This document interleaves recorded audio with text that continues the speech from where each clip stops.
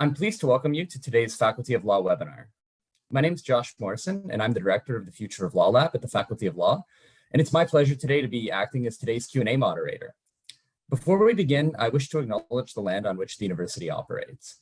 For thousands of years, it has been the traditional land of the Huron-Wendat, the Seneca, and most recently, the Mississaugas of the Credit. Today, this meeting place is still home to many Indigenous people from across Turtle Island, and we're grateful to have the opportunity to work on this land.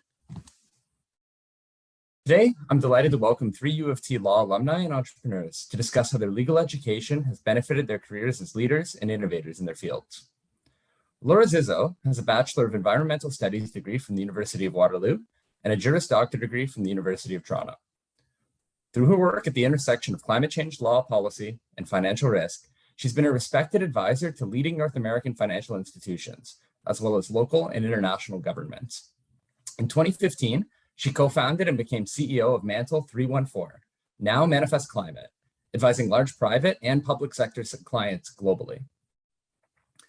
Goel has a Bachelor of Business Administration from the Schulich School of Business at York University, a Master's in Political Economy from the London School of Economics and Political Science, and a Juris Doctor degree from the University of Toronto. He's the founder and CEO of Fresh City Farms, as well as CEO of stores Fresh City, Mabel's Bakery, and The Healthy Butcher. Robson Hoe has a Bachelor of Commerce degree in Finance from McGill University and a Bachelor of Law degree from the University of Toronto. He's co-founder of Caravel Law in Toronto, a successor firm to Cognitiv LLP, which was sold to Axiom Legal. He's also founder of CrowdMatrix Inc., an online investment platform, which was sold to Kognitiv Corporation, where he remains as head of trade and compliance. Rubsun is also a board member of Cypherpunk Holdings and a board advisor to Click to Pay. We're going to hold the questions until the presentations conclude, but as we go through the chat, feel free to throw them in the Q&A and we'll get to them during the Q&A session. And with that, thank you so much, Laura, Ren, and Rubson for joining us today. We're very much looking forward to your bright insights, and I'll throw it over to you. Thanks, really great to be here. I think what we're going to do is each sort of give a bit of an intro of ourselves and talk about what you kind of mentioned about the theme of entrepreneurship. So happy to get started on that. So I'm Laura Zizzo, and as Josh said, the CEO and co-founder of Manifest Climate, but I actually started my first business as a law firm in 2009. And I went to law school because I'm deeply concerned about the climate crisis and was lucky enough that Uta Brunei, now the Dean Brunei, was a prof there. And I remember thinking about what law school should I go to? And the chat I had with now Dean Brunei was the thing that brought me to U of T. I thought if I can study with her, it'll be a good use of 3 years. And that's what I did, but that also helped me think about the challenges that we have when we're communicating the climate crisis.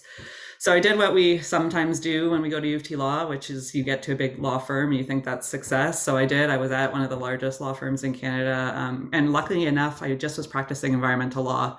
But I realized like doing memos on transporting hazardous waste across provincial boundaries was not my highest and best use when I really was worried about this global crisis that I knew we were in even back in 2007, 2008 when we graduated and were starting our legal careers. So I started my own law firm in 2009. And that has sort of just evolved into where I am now, which is who knew back then that I would be the CEO of a venture-backed climate tech firm. But that's what has happened. So Manifest Climate uses AI and machine learning based on our climate expertise to help understand how organizations are thinking and talking and strategizing and disclosing their climate-related risks and opportunity. We believe in building competency in the capital markets, and we know that every organization is going through this climate transformation. So we are empowering that transparency in the capital markets. We realize that, as a lawyer, there's a lot of legal requirements behind securities disclosure, but CEOs, decision makers, they're just not getting that information about what matters to make those strategic decisions. So that's really what we're focused on doing. And I have to say, like, the time at the law school, although you think back and like, did I really need to go to law school to be doing this? And I think in a way, I did. The academic pursuit, the thinking about the why, and like a lot of that we got at U of T was really instrumental in me figuring out what to do. And then the networks, like Rand and I know each other, we check in all the time. Like the community that we have and the ability to kind of just ask good questions of that community has really helped me. So happy to get into the discussion a little bit more, but that's where I'll start, and I'll hand it over to Rand. Thanks, Laura. Yeah, so my name is Rand, graduated the same year as Laura. I ended up in law school with, I think, a very nebulous sense that I wanted to make the world a better place. And in retrospect, it was kind of corny, but I didn't actually know what I wanted to do. So I think some people land in law school and they know they want to be, criminal trial lawyers or environmental lawyers. I didn't really go that far. I just knew that I wanted to stay in school for a few more years, and B, that I thought a law degree could be this, a bit of a Swiss Army knife that can help you no matter what you wanted to do going forward. So I ended up practicing law at Sidley Austin in New York City for just over 4 years after I graduated at U of T. And during my time at U of T, I ended up getting really enmeshed in work around getting the endowment fund and the pension fund to invest more responsibly, so socially responsible investing. And through previous work in that work, I kind of decided to focus on investment law when I went to New York. And so I ended up in the hedge fund and private equity fund group of Sidley Austin.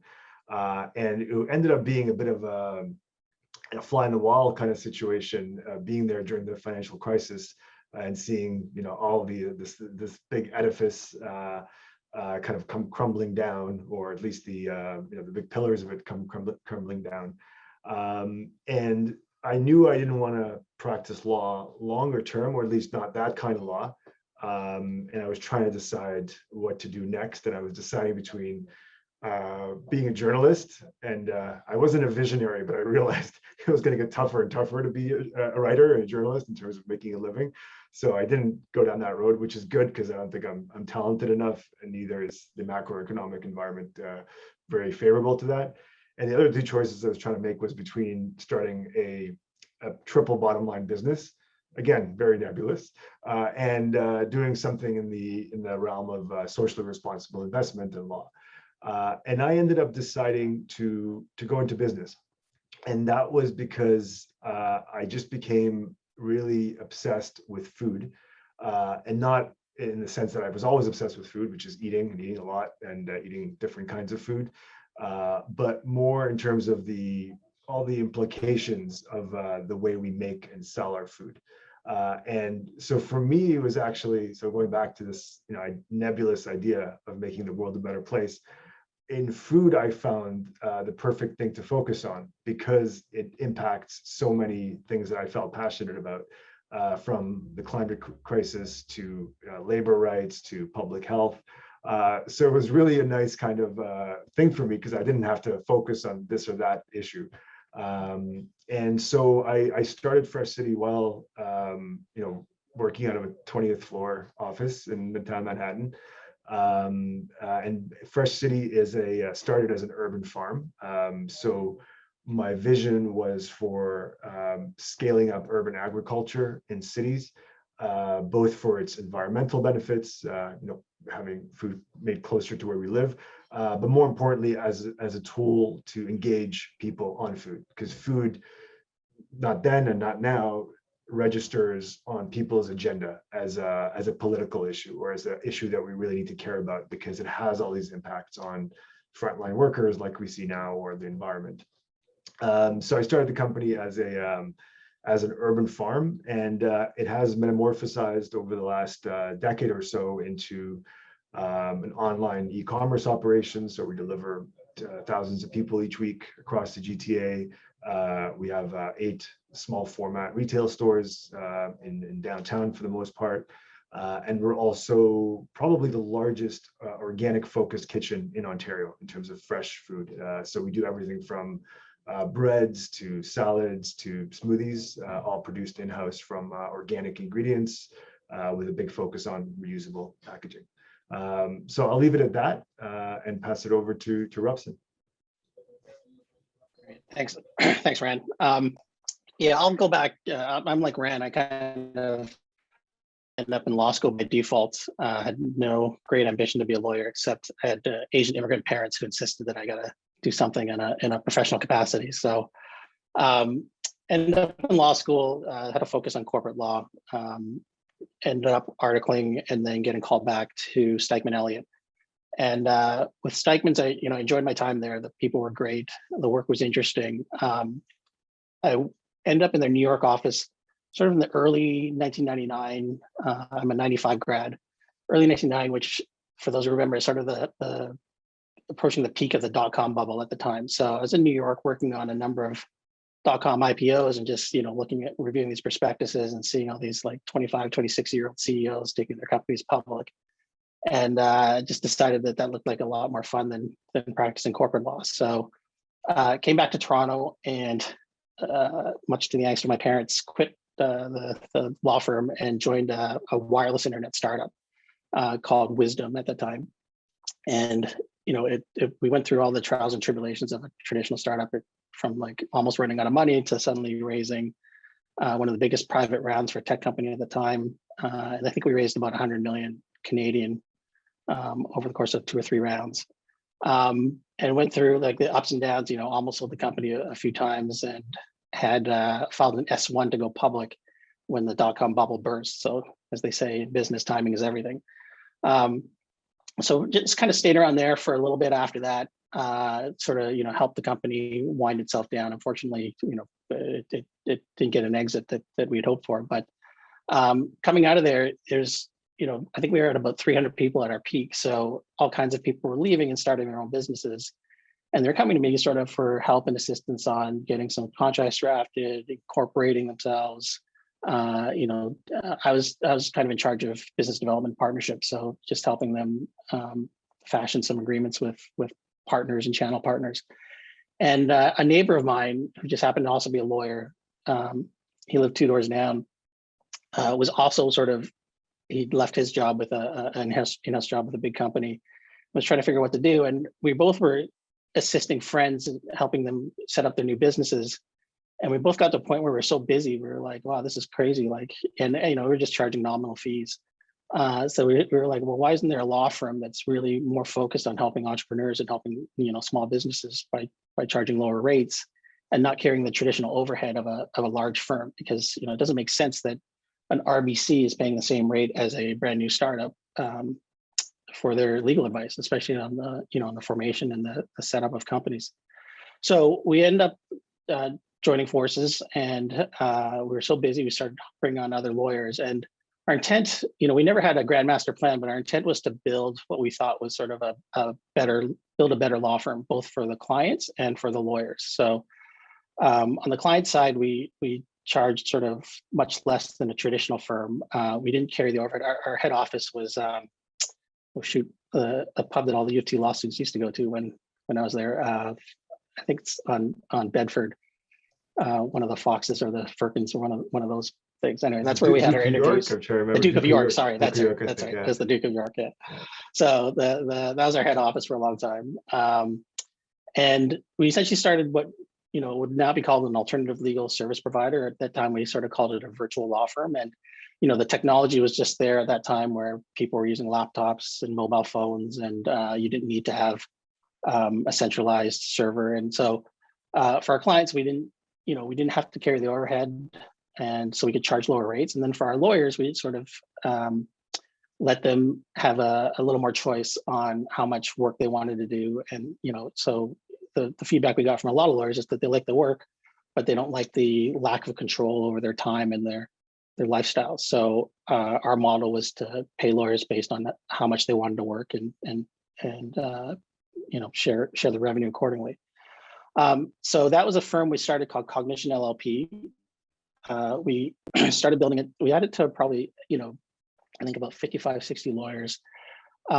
We actually started work. We initially started working with a lot of entrepreneurs, small businesses, but then we also were servicing larger companies where we were supplementing their legal department. So it was like a firm of outsourced in-house counsel, and so our lawyers could go into, say, a bank or to a Loblaws or something and supplement, where they have they didn't have headcount, but they needed some more in-house resources, or they need a specialist like a marketing person, but not on a full-time basis, or a privacy person or that kind of thing. And so we kind of got to the point, we had about 55, 60 lawyers, and a group out of New York called Axiom Legal came, and they were looking, we talked to them a few times. They were kind of like us, but on a way more professional and I'll call it more American level. So they had private equity funding, VC funding. And as a result, they weren't a law firm because they were owned by non-lawyers, and they were run by mostly, former management consultants, McKinsey, Bain, Monitor Group, those guys. And so they were looking to get in the Canadian market, and the net result is, in the build versus buy decision, they decided to buy, and half our business was, they could only service companies that had in-house counsel because they're not a law firm, and that was roughly half our business. So we sold that to them. We rebranded what was left back to our roots, called a Caravel Law. A Caravel is an old Spanish exploration ship that used to be more nimble and could explore, more upstream than the traditional larger ships, ocean going ships. And by virtue of a non-compete, we could only service small companies without in-house counsel. So that non-compete has since ended. We hired a CEO to run it. Also, ironically, a former McKinsey consultant. And so we've now grown it back to, I think we're about 70 some odd lawyers, mostly in Toronto, some in Calgary, some in Vancouver. And in the meantime, when, just right after the Cognition sale, I'd started with a VC client. They were looking to start an online investment platform. Crowdfunding essentially is what we would have called it at that time. And they're looking for someone to run it. So at that time, I was looking for something to do, and joined up with them. We started a company called Crowd Matrix. Went through a lot of regulatory hurt in trying to get our platform licensed with the OSC. Launched that 4.5 years ago. Did a few deals. Essentially, the idea was to allow accredited investors to invest alongside venture capitalists and sort of pool their investments together into syndicates. And that was bought a couple of years ago by Kognitiv, which is pursuing a strategy they call collaborative commerce. And the fit is a bit odd, but essentially they're looking to create financial products as part of their strategy. One of the long-term visions is to create financial products out of travel inventory and law points and that kind of stuff. It's a bit convoluted, but an interesting strategy. So, so since then, I've been working with Kognitiv as the head of trading compliance, and right now as a side gig, I've teamed with a bunch of hockey dads, and we're opening what we hope will be a chain of hockey training facilities in Toronto. So that's my latest venture. In your spare time. In my spare time, yeah. So I'll ask you guys to start. What do you think? Do you think having gone to law school or being seen as a lawyer, does that help you as an entrepreneur in your dealings with investors and partners and suppliers, or do you think it pigeonholes you? Yeah, it's funny. I think it's generally net positive, although there is some challenges. And I did grow up for a couple of years in the law firm environment. Something I didn't say was like trying to think, we all are trying to think innovatively about business models. I guess that's what entrepreneurs do, right? And when I was at one of these big firms, I was like, why am I not working on climate law as an environmental lawyer, right? And why are what my boss, the partner that I work most closely with, he said to me, you can't draw blood from a stone. He said, our business model is that they ask us questions. And I said, but they don't have the right questions. They're not asking the right thing. Like, how come we're not helping them come up with thinking about what the questions are? Like, I'm feeling like we're on this sinking ship, and we all know that climate change is real, and we're the environmental lawyers who don't get to do environmental law, climate law, because no one is asking the questions. I'm like, this can't be right. So that's when I started my own law firm, and I said, I'm going to try. And I realized it's actually more of a consulting firm that I started, but I ended up doing legal work. So you get paid for the legal work, but what they really want is your strategic consulting advice. And it took me about 7 years to realize this doesn't need to be a law firm. This should be a strategic management consulting firm. And then only a couple of years to realize this doesn't need to be a management consulting firm. This should be a software firm, right? So that was my progression. But now that we are a software firm, and we're actually going through our Series A financing right now, which is crazy. Maybe we can get into that. But the lawyer thing, I think, is starting to verge on annoying to people versus net helpful. And then I'm losing touch at now with like what the legal issues are. So right now, the fact that I'm a lawyer, I think it helped with like the issue spotting to know what I need to do to understand like the business case for my software, which is securities reporting obligations and competency building. But other than knowing that, I don't need, or nor am I competent to think about the minutia of law anymore. So sometimes that becomes, I think I'm one of my lawyers, my financing lawyers, like least favorite clients because of my legal background, to be honest. But I don't know what your experience with that, Rand, has been. To me, I guess it's two separate questions. It's the impact of law school and the impact of practicing law, because I did practice for a few years before starting Fresh City. So I think law school itself, for me at least, certainly instilled this like rigor about how I approach problems, and this I don't know if I call it cynicism, but this like questioning of any embedded position. So for us, for example, in terms of how we source, for example, we focus on organic or in local, but there's a constant questioning of how do you source in a way that's most responsible environmentally and socially. And I think that rigor helps me set aside some of the kind of knee-jerk reactions or truisms that we think are real, that actually, if you dig deeper, there's more to it. So I think that the rigor on that side really helped me. And then there's a hard and soft part to me being a lawyer and how it relates to the business. So the soft part is, I think there is like an interesting narrative arc that we're because we're a B2C. There's a lot of we're in the media a lot and podcasts and stuff like that. And I think people love that arc of this like investment lawyer turned into urban farmer and like that. And that's, I think, been it certainly wasn't anything that I did proactively, but that's what folks have picked up on. But I think in terms of like the hard skills and the hard experience that's been helpful is certainly as we're scaling and we need to start bringing on more shareholders and raise capital and think about joint ventures and strategic partnerships. I think the legal background certainly as a corporate lawyer has helped a lot move those discussions forward and move them forward productively. So I have because of my training at law school and at Sidley, I think I'm better placed than most to spot issues, figure out where the red herrings are, what's worth spending your capital on in a negotiation, what's worth just leaving on the table. So I'd say certainly in the last couple of years, maybe it's the inversion of what's happened for Laura. It's actually finally the transferable skills are actually more useful. Directly transferable skills are more useful in my day-to-day. Yeah, it's so funny. Just one more thing, you're reminding me about like what I learned in law school and how that mattered. Like you get trained at the big law firm and you get trained how to do something. And when I started my own law firm and I was thinking, what does a climate change lawyer do?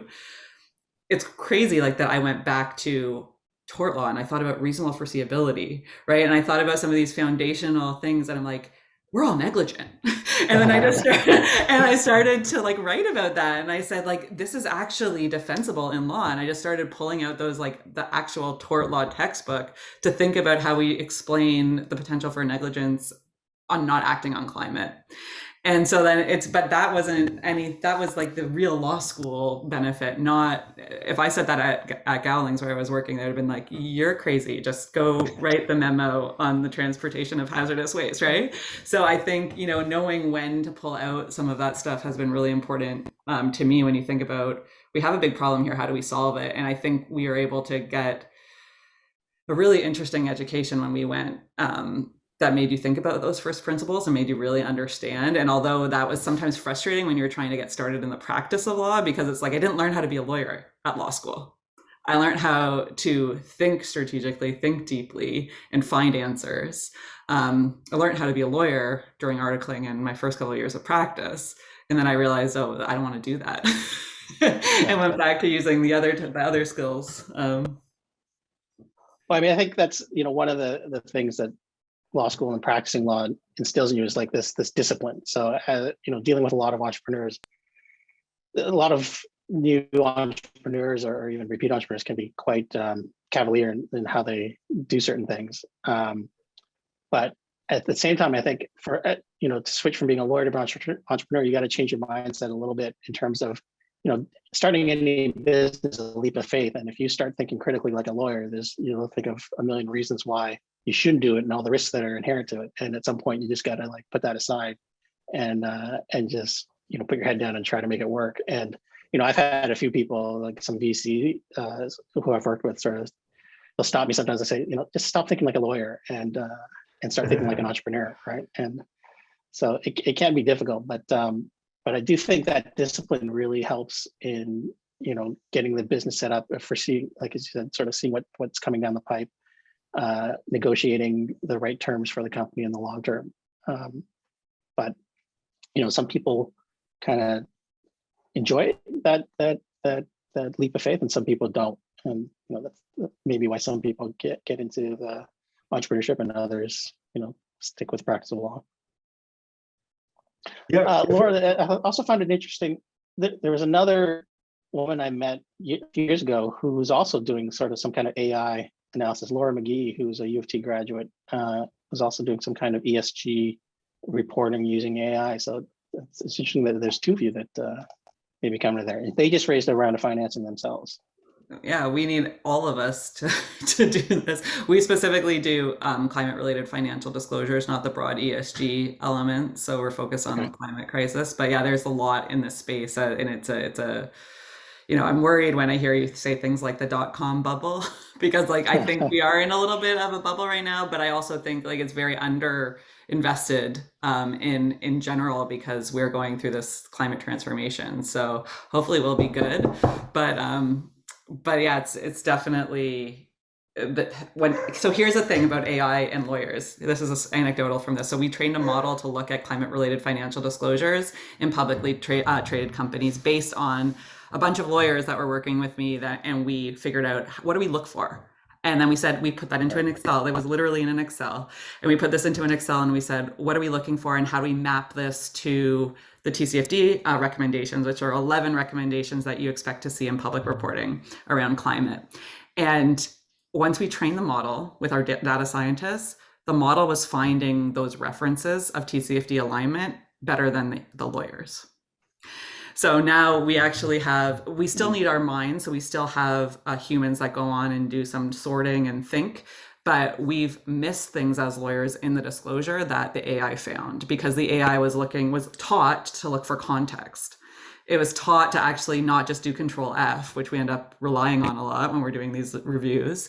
And so I'm like, it works. Like if you have the right mesh of the training of the models to what you want it to do, it can work. And the lawyers and I were like, oh my God, we missed that reference. And the model said they were 97% sure it was TCFD aligned to this category. So it's pretty interesting to kind of think about the power of technology to help us scale faster. Quick question for you, Rubson, if I may.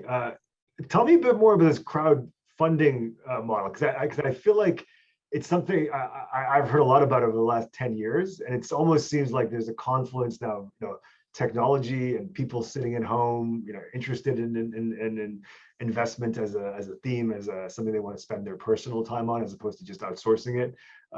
Is it like, what's your kind of thesis on it? Yeah, so our initial thesis was that there are good returns to be made from private investments. And, if you look at endowment funds and family offices, a large portion of their investments are in private deals and not in the public markets. And access to those deals, even for, the big financiers, is just purely based on who happens to know whom at the time that they're, a deal is looking for funding. And so what we were looking to do was to allow sort of the regular investor who still had to be accredited. So somebody who, especially for securities law exemptions, they had to be able to, they had to be, a little more sophisticated than your everyday retail investor. They could see deals that doing, and we would solve a couple of problems. One was give access to these people to do deals with smaller amounts, so they could write smaller checks, and we would SPV, special purpose vehicle, to invest alongside the VC, and then also supplement and bring extra capital in on deal by deal basis for the fund as well as the issuing companies. Where we found, from we did about a dozen deals. What we found was the difficulty was in just getting people over this line. We could get a big audience, we get a lot of people looking at deals, but you're still kind of dialing for dollars to which I guess get people to sort of to get their mind share and get them interested in the deal and get them to the point where they would write the checks and fill out the paperwork. Where we were moving towards before we were acquired was doing just alternative investments in general, sort of any sort of like private debt, real estate, whatever. Just again, giving access to more regular investors, access to these sort of deals that you normally can't do it with smaller amounts. They're all looking at. We actually merged first with another company that was creating a cryptocurrency exchange, and the idea is that we were going to look at doing security tokens, so tokenizing private securities, which means instead of a piece of paper evidencing your ownership, you get a digital token and you hold it in a digital wallet. And what that allows you to do is to trade it, to trade these private deals or private investments in the secondary market. So you're creating liquidity in private investments, which is normally the issue with privates is, they trade at a discount because there's no liquidity. And that was sort of the aspect that Kognitiv came along. They were kind of interested in, because they were looking at how to tokenize a number of different assets so that they could be traded and monetized and create liquidity in that market. So long story, like to long-winded way of answering your question, I think the crowdfunding in the UK and the US has proven relatively successful in the sense that there's quite a few deals being done and quite a few investors participating. In Canada, it's been a very hard slog. When we started, there's probably about 4 platforms. Now there's really one that's still going. It's aimed more at retail investors. It's a weird dichotomy because if you want to go on the ground and see what's there and maybe strike gold, you come to Toronto, you come to Canada to raise money, and that's a very risky proposition. But on the other hand, Canadian investors are averse, so it's really comes down to what they're comfortable with, and the sort of the crowdfunding in general hasn't until it really momentum. I don't think it'll really catch on in Canada. Thank you. Let me ask you guys another question. So if you had a piece of advice for someone in law school or just finishing or practicing, looking to get an honor.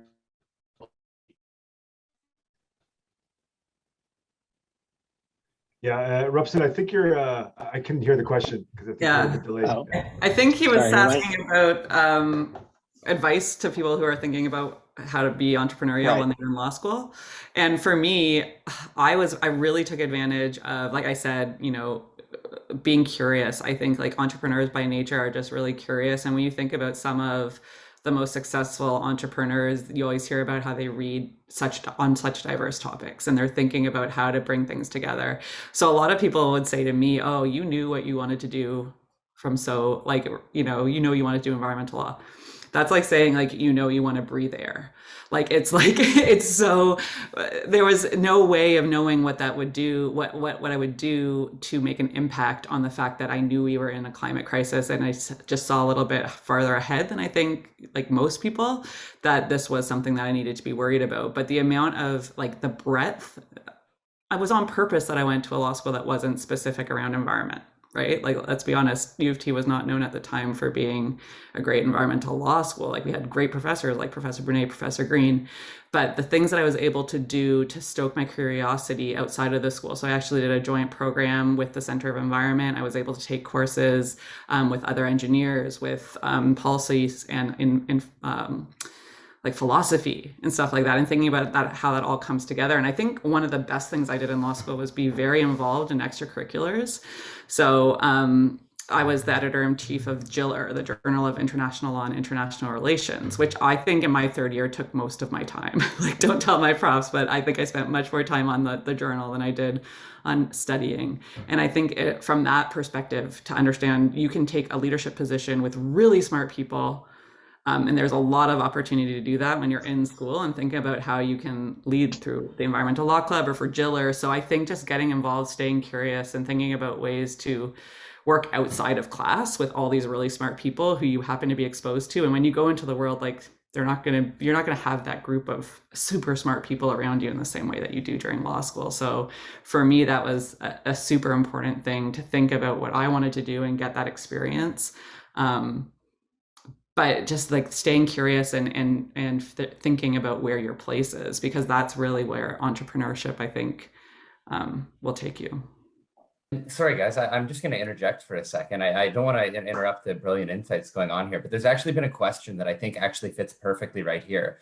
Because we just talked a little bit about what students can do to be more innovative, but the question actually is, what can law schools do to encourage the spirit of entrepreneurship, either to be entrepreneurs themselves or to be the types of lawyers that listen and encourage their clients, rather than the type that just act as obstacles? And that's up to the entire panel. So we'd love to hear from you. I'll take a swing at that. I mean, I think one thing law schools could do is, and maybe they do it already, maybe this exists now, but just work with entrepreneurs, right? Just offer more services with entrepreneurs. It's being subsumed in the world of small business and entrepreneurship, and sort of seeing how people operate, the risks that they're taking, the difficulties, the ups and downs. That as a lawyer, even if you're just a lawyer advising business people, it gives you some insight into. I think the biggest thing for a lawyer to appreciate is that you can't eliminate risk, and so your job as a lawyer is to help your client manage risk. And if a business person comes to you and says, "I need help with blah blah blah blah," and all you tell them is, "Oh well, this could go wrong. This is a risk. You shouldn't do that. You shouldn't do this." They're looking for a way through. So you need to understand the context of their business and what their objectives are, and some risks have to be taken. So you got to help them figure out what's an acceptable risk, and also figure out like what the potential outcomes are without telling them that they can't do something. And I don't think in law school, and again maybe it's changed, I sort of had any exposure to entrepreneurs or small businesses, and I didn't really have any appreciation for what they go through until I started working with them in private practice. Yeah, maybe I could just add a bit to that, and maybe the previous question as well. So to me, entrepreneurism is, I think the key to unlock, I think the value there for students or people alike is to start thinking of entrepreneurism outside of the romanticized version, or certainly what the mainstream media portrays, which is that the person who starts a business, raises money, scales, and then exits or something like that. I think we need to, and this I think goes down to the education as well, is to me, entrepreneurism is not so much about the form. So it could happen in a non-for-profit, it could happen within existing organizations, it could be a completely new organization like myself or Rubson or Laura have created. But really to cajole people into thinking about themselves as agents of scalable change, ultimately, no matter what the form is. It's not about whether it's a corporation, and it's not about whether it's if you've raised money. It's about whether you've created change, and I would argue ideally positive change, so social change, not just change. And that to me needs to be, you really need to, I think, peel a lot of layers to get there for folks. Yeah, I fully agree. And as I get older, I realize like there's a lot of different roles that a lawyer and a legally trained mind can take. And in a way, I want to know that I have a more traditional, like say no lawyer around to really issue spot for me. Not everyone can be the strategic, like, let's go forward. Right. And you kind of need. And so I think the importance of like real world understanding how to figure out what market is has been really important from like the lawyers who I say, OK, well, what's market? Like, I know that you're giving me the risks from a legal perspective for this or that, but like, what are most people doing? So I think that's been emphasized in legal training and in the practice of law, like to know what most people are doing, to understand like what best practice is. And so the like continued sort of understanding of that is so important. But I also know that not every one of my legal advisors is going to be like, that's why I get to make the call at the end of the day, right? Like, but I want my legal advisor to give me like the right risk, and I don't want them to shield me from the things, but that they have to understand when I'm going to make a business decision that might go against a risk, and be okay with it. So it wouldn't be a good solution if every lawyer becomes like entrepreneurial, right? Like it's like, but understanding, do I have an entrepreneurial mind, and should I be a better service of the social change that Randy, you were just talking about, if I use my skills in that way? But I do hope that lawyers that are well trained continue to be those like, don't say yes to everything people, because we'll need those to make sure we manage our risks. But they need to tell you what the potential outcomes are rather than just tell you to not do it. Right? Yes. Like this is a risk, exactly. and this is exactly. Yeah. I think the other thing I'd add, and I'm not sure this is the role of the law school, but you know, I don't think people appreciate the sort of, if your career is, you know, remains in law or entrepreneurship, is that you need to everyone needs to get pretty good at presenting themselves and selling their product or their service, and it's sort of a practical skill that people need to get comfortable with. You know, even when as a Stack Manelli, I remember we had to we had to make a pitch for a pay raise for the associates, and as and you know, somebody got pushed forward as the person who's going to represent the student, the Arctic students, and I was scared. Well, pardon my French, I was scared shitless presenting to a bunch of partners, right? And I didn't really have a lot of experience doing that. And I think, you know, again, whatever career you take, you got to be able to present yourself. And the other sort of good skill is just networking. And Laura touched on it. You're a bunch of brilliant students at UT, and it's, you know, as I've gotten older, it's amazing to see like the different career paths that it's led people down. Like, you know, people from my class are authors, politicians, entrepreneurs, money managers, whatever. And you know, I think it's good to sort of know how to sort of keep in touch with people and maintain your contacts from law school, because you know, you never know when they'll sort of will be useful in the future.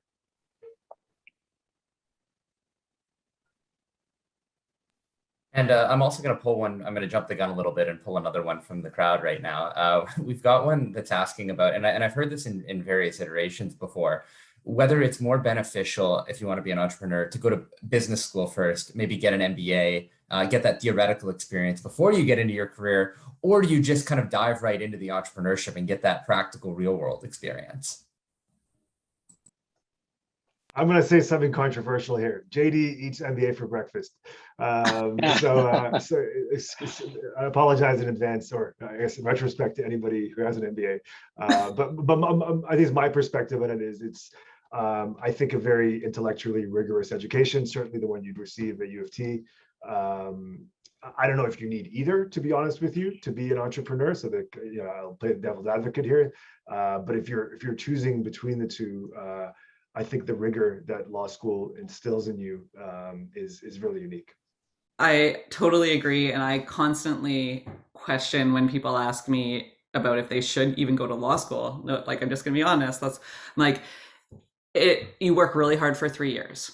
If you work really hard for 3 years at anything, you'll probably be, if you're smart enough to get into law school and you work really hard for 3 years, like, you're going to be successful. But I think that I don't think that MBAs are that required. I think I've had many of my staff go back and get MBAs, and we talk about it. And I think it instills confidence in, so like what you just said around Rubsun, around feeling confident when networking, like feeling like, well, I have an MBA, so I should be okay to participate in this discussion. But you can get that like cred from just, you know, writing a blog post that you really well research and understand, you know, that, you know, writing an academic piece on something. I think finding your voice and finding your confidence is much more important than the legal or the business education behind you. But like Ran, having the JD and having it from U of T definitely gave me that instant credibility when having these discussions. But if I didn't have something to back it up when I talked or wrote, like it wouldn't be worth as much. So I think you definitely don't need more education. Once you have an established baseline of credibility, it's about what you do with that. Is always my opinion, but you can always have something to learn in MBA. The other thing that I always say to people, especially if they're thinking about climate, is it's moving so fast that it's hard for the educational institutions to keep up with the speed. So real world learning, if you're going to be an entrepreneur in a fast growing space, is I think always going to trump. That's what I was about to say. I think 2 years spent, working for Laura or working for Rand in that environment in whatever capacity is worth a lot more from a business training perspective than 2 years of an MBA. The only thing I would say is that there's some benefit to learning like the accounting and the learning how to read financial statements and to appreciate cash flow and things like that. So, you can get that outside of an MBA. So, the only other benefit, I guess, is just having the MBA behind your name, if that helps in terms of, making connections or securing financing or that kind of thing. But I find when I'm hiring people and I know that they have an MBA, I say, are you ready to unlearn? Yeah. Because like if you're trying to like it's a set model in most places around what a business should look like, and what we're trying to do is like transformationalize what the world looks like for better sustainability. So right. Sometimes you have to learn and say, I learned what the system is like, but I don't necessarily need to replicate that in my work. And it has to be the right kind of person, from my perspective, that we hire if they have that kind of a background. And Rand and Rubson, you both took somewhat similar paths in the sense that you went to New York first and then came back to Toronto. And one of our questions is asking, what was the reason that brought you back to Toronto? I can take a first crack at that. Honestly, I love this city. That's what it comes down to. Like New York was a great chapter in my life at a great time, but Toronto, is where I grew up, with high school, and I think especially when I came back about 10 years ago, I think you're seeing Toronto really come into its own on the global scene, both in terms of the kind of industries that are flourishing here, the amounts of money that are being raised here more and more, the clusters of creativity and innovation that you see happening here at hitting a critical mass. So I think Toronto is a great platform for a lot of certainly the work that I do, and maybe Rubson and Laura could speak to their sectors. Yeah, I mean, so for me personally, my then girlfriend and now wife was still in Toronto, so that's why I came back. But in retrospect, at that time, the startup community in Toronto wasn't that active. It was decent, but not that big. And in retrospect, should I've gone to maybe California or San Francisco to get into a startup there, I probably would have learned more, maybe connected more. But I think I also had an opportunity here when a friend of mine's brother was just starting this company and was looking for their first round of financing, and so that's there was sort of a combination of personal and opportunity sort of brought me back to Toronto. Yeah, and I know I didn't work in New York, but as part of the international environmental legal community, everyone was saying, why aren't you moving to Europe? And at that point, so there was a lot of job discussions in Geneva or Europe, and another international environmental lawyer who was working on the UNFCCC. Like that's really where I got my love for international environmental law and did quite a bit of work with the United Nations Framework Convention on Climate Change. And I realized like, we need the help here. Like we have so much potential in Canada needing to transition, and the financial markets, the financial hub that we are in Toronto, and the underserviced nature of this community for this issue. I was like, let's see if I can make it work here. And I think that was a really smart decision, because now the talent that we have to be able to access, like there's so much great work happening in Toronto that I'm glad I had those hard years of like screaming into the wilderness of the Bay Street on this, because now we're kind of playing catch up. But I'm really happy that we've made roots here in Canada. And Laura and Rand, so you both have built organizations that have utilized technology. Laura, you built a software platform and you've involved data scientists. Rand, you've actually changed your business model. You went from a traditional bricks and mortar to an e-commerce platform. How did you manage that that growth when you didn't necessarily have like the technical expertise that a software developer might? How do you build that into your organization when you don't have that in your legal training? You want to go, Ryan? Sure. I should say we actually started online and then migrated to bricks and mortar. For us, it was a necessity ultimately, because that was the only way to get to market that was cost effective and that wasn't capital intensive. And what I try to do early on is educate myself as best I could in the details of building out a custom e-commerce platform. And then obviously hire. But what I found was really critical, especially in the beginning, before you can hire specialized roles for front end development, back end development, full stack, and UX and things like that, was really taking the time to immerse myself in the details, especially for the first few years while we didn't have the budget to afford a full team. But then, yeah, you ultimately need to hire people that you believe in and let them do their thing. Yeah. And for me, it was a little bit different because I had a successful consulting firm. And so it's like you want to transition that, which was a profitable consulting firm, into something that is like built to be not profitable for the next little while, because you have to make this massive investment that is not in the way that I'm normally thinking about what a successful business looks like. So I went through like a year of thinking about this really, and just talking to everyone I could. How do I build out software in this space? Do I hire a consultant that can do this? And then once you realize like who you can trust, like, so I would, that was when I was in New York a lot, in Boston, and talking like, how should I do this? How should I do this? Before I made any decisions. And still, this is like the side gig of the consulting firm while you're still having a profitable consulting firm.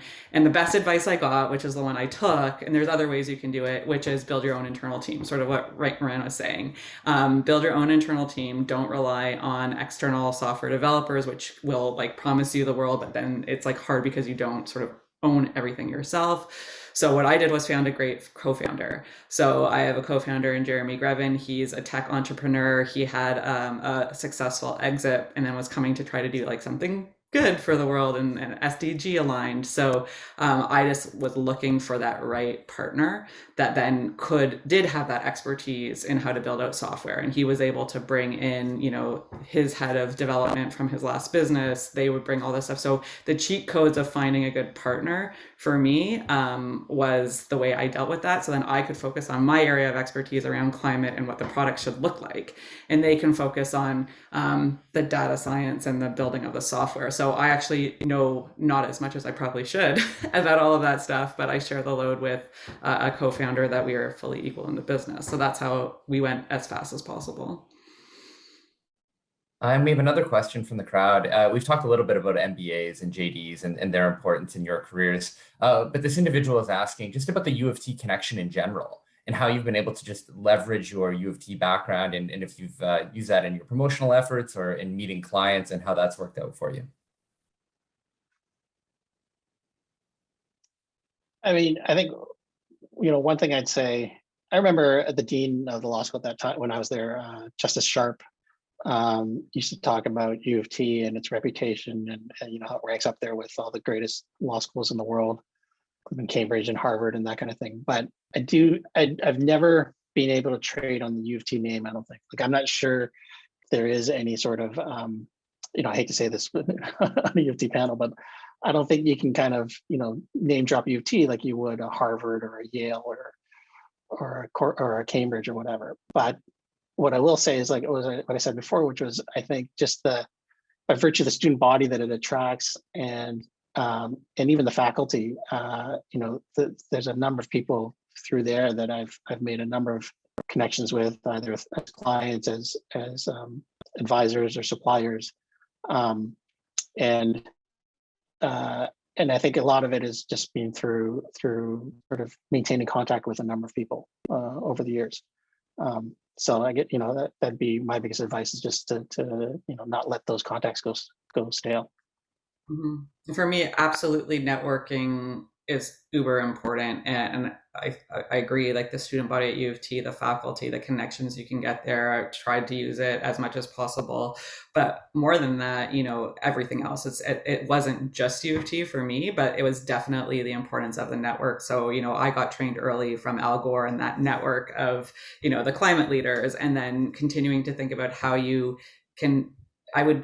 My first year of being an entrepreneur, I literally made sure that I had at least 3 lunches every week with someone. Want to go for lunch, want to go for lunch, want to go for coffee. And those discussions breed so much richness. And yes, you have to do more work. It's more work, but the importance of networking. And then the other thing that kind of that question hit on that I think was super important for me was finding your voice. So like the doing events like this, like just saying yes to when you get asked to be on a panel, when you get asked to kind of put your own thoughts out there. For me, creating my own blog like built my reputation. So I think you have to be part of the conversation, and it's a combination of like the networking through your school, but also finding ways to get out there and participate in these conversations is absolutely critical, both to find out like what I should be building as an entrepreneur. I think that totally informed what I ended up doing, just talking to as many people as possible and understanding what their pain points are and then trying to figure out how to fix it. Sorry, Ryan, go ahead, please. Just to quickly add there. So I'd probably echo what both Rubson and Laura said. So I don't think, I can't think of a specific referral or something like that somebody from U of T has made a huge change to the trajectory of our business. However, I think what I found in my law school class, and you're above and you're below who I'm in touch with, is just a treasure trove of people who are just very, very smart. And who you can speak the language of ethics with, because I find for my line of business, it's really important to be able to say, this is what we're doing and why we're doing it, and be able to bounce those ideas off of somebody else. We're not quote unquote just a business, we're a social enterprise and a mission-driven business. So I think that just having that pool readily accessible of just people who you've known in a different context, have deep relationships with, and can bounce ideas off of has been huge on a kind of emotional level, spiritual level almost, because you'll need a lot of support as an entrepreneur, no matter what you're doing. To Yulia from the Alumni Affairs Office for some closing remarks right now. Thank you so much. Thank you everyone for joining us, and thank you of course to the panelists and to our great moderator. Since this webinar was recorded, we will send out a copy of the recording to the email that you used to register for the session in the next few days. So please keep an eye out for that. Thank you again, and we look forward to seeing you at one of our future events.